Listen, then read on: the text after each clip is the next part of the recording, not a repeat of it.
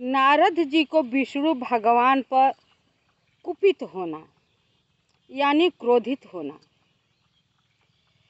जब नारद जी को पता चल जाता है कि मैंने विष्णु भगवान से उनका रूप मांगा था, अपना रूप तो उन्होंने नहीं दिया, उसके बदले में मेरे साथ कितना कपट किया है, छल किए हैं कि मेरा भी रूप नहीं छोड़ा, अपना भी नहीं दिया और मेरा भी रूप नहीं छोड़ा, उल्टे में मुझे बंदर का रूप बना दिया।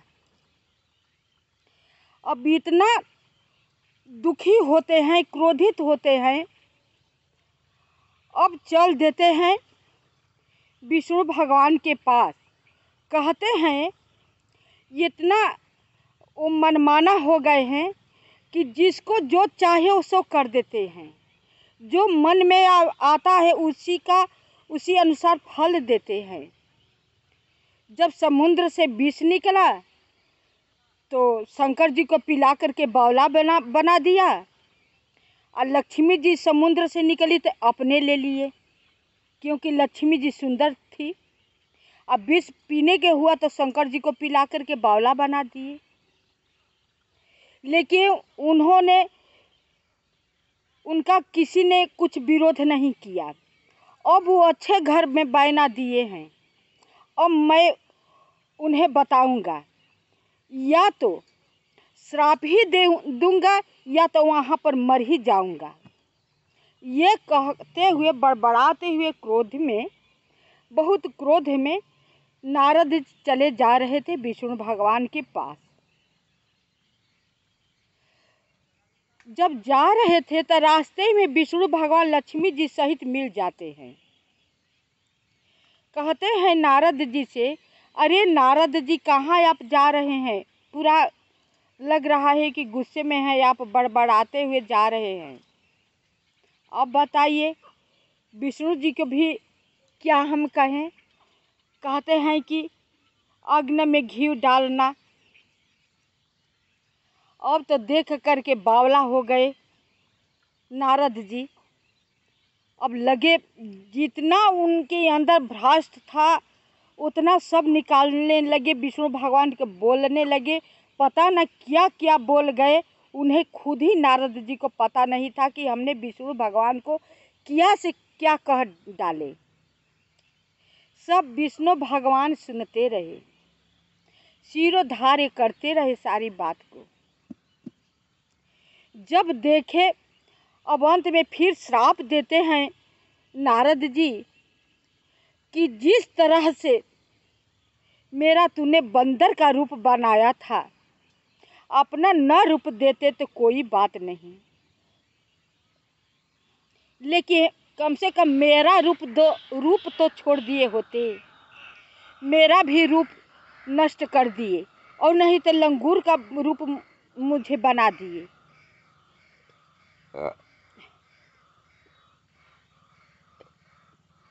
मैं अपना तुम्हें ही तैसी समझा था, लेकिन मेरे साथ तूने कितना बड़ा छल किया है। जिस तरह तुमने मेरा बंदर का रूप बनाया है, यही बंदर तुम्हारा सहयोगी बनेगा। जिस तरह मैं नारी के विरह में तड़प रहा हूँ, उसी तरह तुम भी नारी के विरह में तड़पोगे। तुम्हारी नारी को राक्षस हर ले जाएगा और तुम जंगल जंगल दर दर ठोकरे खाओगे और तड़पते रहोगे, वियोग करोगे। अब ये बंदर ही तुम्हारा सहायक बनेंगे। और राजकुमार ही की तरह तुम जिस तरह राजकुमार का वेश में आकर के छल किए हो मेरे साथ, उसी तरह तुम राजकुमार रहोगे। तुम्हारी पत्नी रहेगी और तुम्हारी पत्नी के राक्षस हर ले जाएगा और खोजोगे, अब बंदर ही तुम्हारा सहायता करेंगे।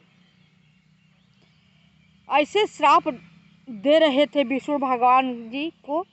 विष्णु जी सब मुस्कुराते हुए सहस्त्र अपना शिरोधार्य कर लेते हैं। अब बोलते हैं मुस्कुरा करके विष्णु भगवान, इतना सुन लेने के बाद वो बोलते हैं अब पूरा हो गया, तुम्हें तसल्ली हुई। कहते हैं कि हाँ, तूने अच्छा घर बना दिया था, तुम्हें कोई ऐसा जवाब देने वाला था नहीं, इसी से तुम्हारा मन बिगड़ गया था। जिसको जो चाहे सो बना देते हो, जो चाहे सो कर देते हो। अब क्या करते हैं, विष्णु भगवान की सब खेल था। अब विष्णु भगवान क्या करते हैं कि नारद जी के माया अब खींच लेते हैं। वो तो माया के वशीभूत हो गए थे, अब माया को खींच लेते हैं। जब माया को खींच लेते हैं तो नारद जी को अब ज्ञान होता है, अरे ये मुझे क्या हो गया था, ये मैंने क्या विष्णु भगवान को कह दिया, ये क्या हो गया था।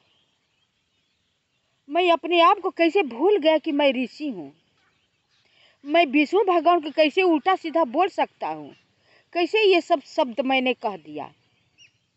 अब लगे पश्चाताप करने नारद जी। विष्णु भगवान बोले कि कोई बात नहीं, ये सब मेरी ही माया की प्रबल इच्छा थी। मैं जब जानता हूँ अपने भक्त को किसी तरह गिरने नहीं देता हूँ।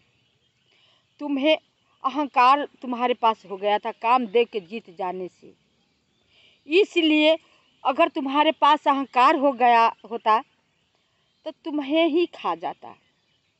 तो अपने भक्तों के लिए मैं कुछ भी कष्ट उठाने के लिए तैयार रहता हूँ। ये मेरी ही सब लीला थी। अब सब माया खींच लिए कि देखिए, न तो वहाँ पर नगर है, न राजा है, न राजकुमारी है, कोई नहीं है। ये सब माया की नगर थी, ये सब मेरी ही माया की लीला थी। चलो ठीक है, कोई बात नहीं। अब नारद जी बहुत पछताते हैं। तब कहते हैं कि कोई बात नहीं, जाओ शंकर जी के ध्यान में रह करके शंकर जी के नाम का जप करो, तुम्हारे अंदर शांति मिल जाएगी। अब जाते हैं दोनों गणों के पास। अरे जब देखते हैं कि विष्णु भगवान से वार्तालाप हो चुकी है, तब दोनों गण आते हैं। कहते हैं, हे प्रभु, आप मुझे क्षमा कर दीजिए, बहुत हम लोग ने आपको हंसी उड़ाई, अनाप शनाप कह डाले कि जाओ, मेरा श्राप तो तुम्हें पड़ेगा, तुम राक्षस होगे। एक बार नहीं, 3 बार पृथ्वी पर अवतार लेना होगा राक्षस के रूप में।